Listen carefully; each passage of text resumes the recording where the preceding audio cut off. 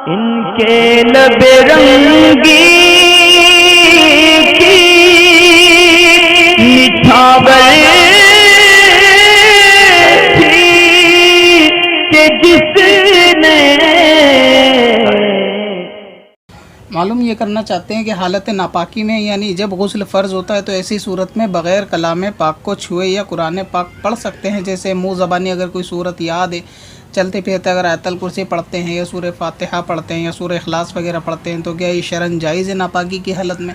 और इनका एक सवाल और भी है कि दीनी किताबें हालत नापाकी में छू सकते हैं, जैसे मदनी पंसूरा वगैरह या इस तरह कोई छोटी मोटी मसले मसाइल की किताबें के उनको हाथ लगा सकते हैं अगर हालत नापाकी में है। तो देखें, हालत नापाकी में कुरान मुक़द्दस को या उसकी किसी भी आयत को पढ़ और छू तो नहीं सकते। यानी हैज़ वाली अगर औरत है या आदमी पे गुस्ल फ़र्ज़, ऐसी सूरत में अगर वो चाहता है कि जो उसको सूरत याद है कुरान पाक को बग़ैर छुए और बग़ैर देखे अगर पढ़ना चाहे तो मुंह से, तो ये भी जायज़ नहीं है कुरान मुक़द्दस को नापाकी की हालत में जबकि गुस्ल फ़र्ज़ हो पढ़ा नहीं जाएगा।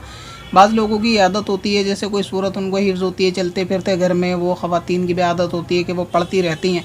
हालत हैज़ में भी उनको ये ख़्याल नहीं रहता, वो इसी तरह सूरह इखलास या सूरह फातिहा पढ़ती रहती हैं। तो कुरान पाक की नीयत से इस तरह कुरान को पढ़ना या किसी भी आयत को पढ़ना हालत नापाकी में जायज़ नहीं है।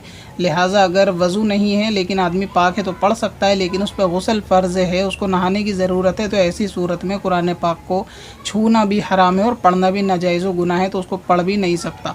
दूसरे सवाल का जवाब ये कि दीनी किताबें जो होती हैं उनको हालत नापाकी में छूना मकरूह है, मगर ये कि हराम नहीं है। अगर कुरान मुक़द्दस है तो छूना हराम है और कुरान के अलावा दूसरी किताबें ये बेहतर है कि ना छुआ जाए। अगर ज़रूरत पड़े उठाने की तो किसी मोटे कपड़ा उसके ऊपर रख के जो ख़ुद के बदन पे ना हो उस पर कपड़े को रख कर उससे उठाएँ तो ज़्यादा बेहतर है।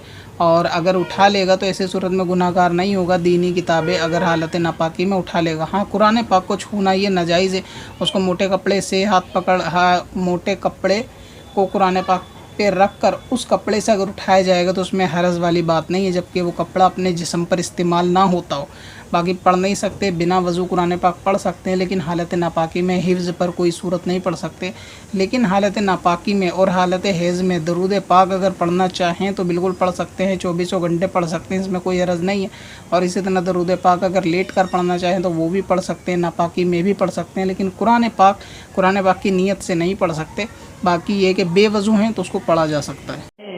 पत्थर में हसन लाले पुरनवार बनाया।